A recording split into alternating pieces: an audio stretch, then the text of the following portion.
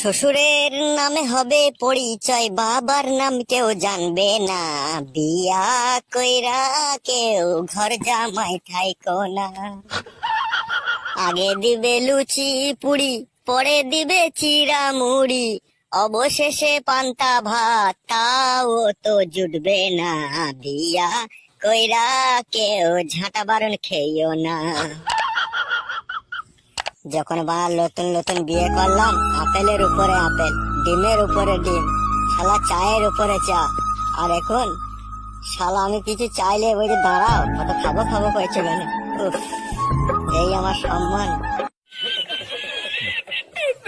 কি গো, তুমি ভাত খাবে নাকি? দাঁড়াও তাহলে, তরকারিটা হোক, দিয়ে ভাত আনছি আমি। এই ভাত আনতে হবে না রে, আমি ভাত খাওয়া ছেড়ে দিয়েছি, বুঝলি? কেন তুমি ভাত খাওয়া ছাড়লে কি করে? এতদিন তো উটি পুটি টুটি করে খেছিলে, এখন ভাত খাওয়া ছেড়ে দিয়েছো তুমি? এই খান কি, এতদিন আমি উটি পুটি টুটি করে খেছিলাম তোদের বাড়িতে? কেন, তুমি কি আমাদের বাড়িতে খাও না নাকি? না আমার মা বাবা কি তোমাকে খেতে দেয় না? তোর মা বাবা তো আমাকে বাড়ি রাখাল মনে করে রে। কি বললে তুমি? আমার মা বাবা তোমাকে বাড়ি রাখাল মনে করে? রাখালের থেকেও খারাপ ভাবে রে আমাকে। দাঁড়াও, আমি মাকে বলছি এই কথাটা, তোমাকে কে রাখাল ভাবে দেখছি, দাঁড়াও। মা, ও মা! এই খিটকাল করি না, দাঁড়া রে। তুমি চুপ করো, তুমি কথা বলবে না। ও মা, ভাগো! এই খানকে খিটকাল করেই ছাড়বে দেখ আজকে। কি হলো রে?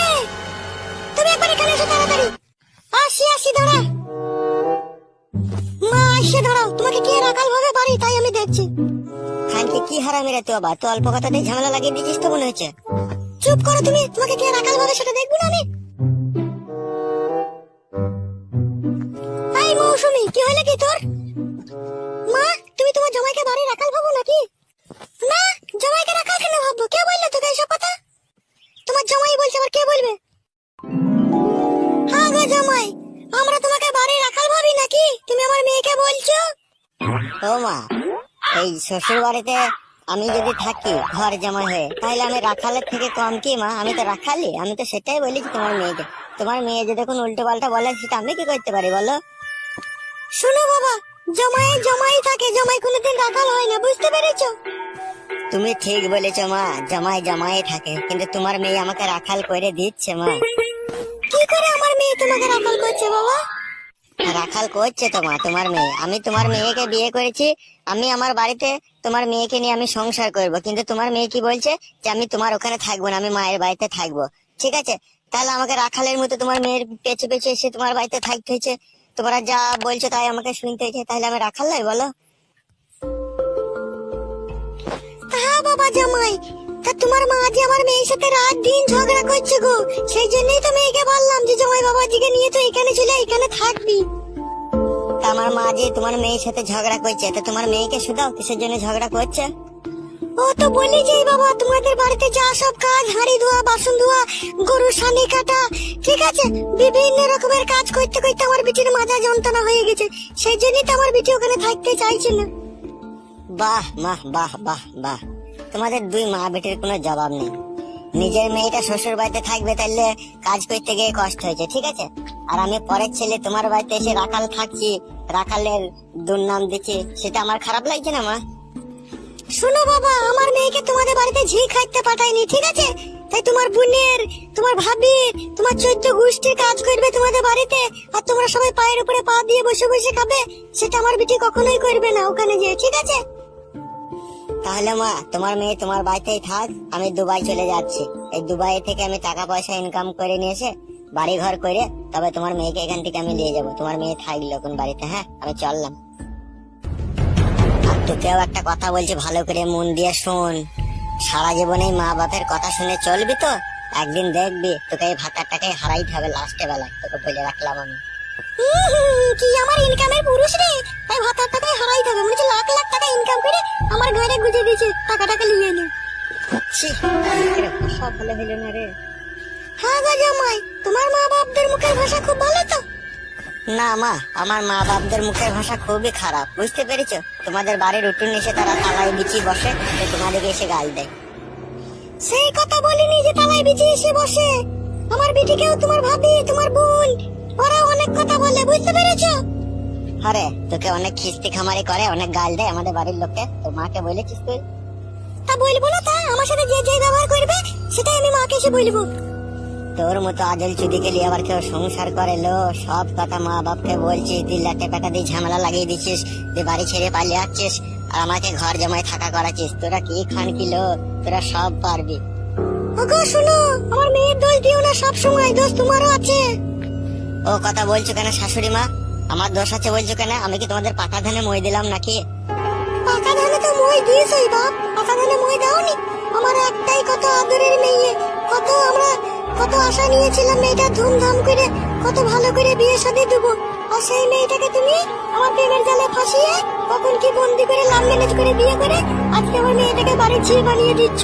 তুমি তুমি ফান পাতনি বাপ।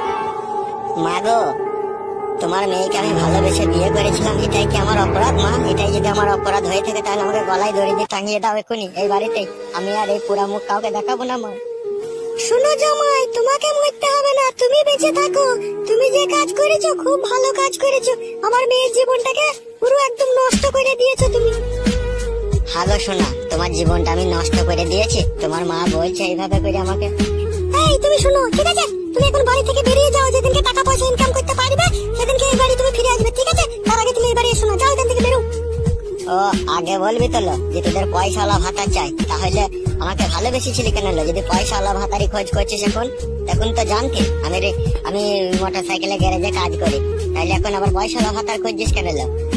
তখন আমি বুঝতে পারিনি, তখন তুমি প্রতিদিন একটা করে মোটর সাইকেল পাল্টাতে, আমি মনে করতাম তোমাদেরই গাড়ি।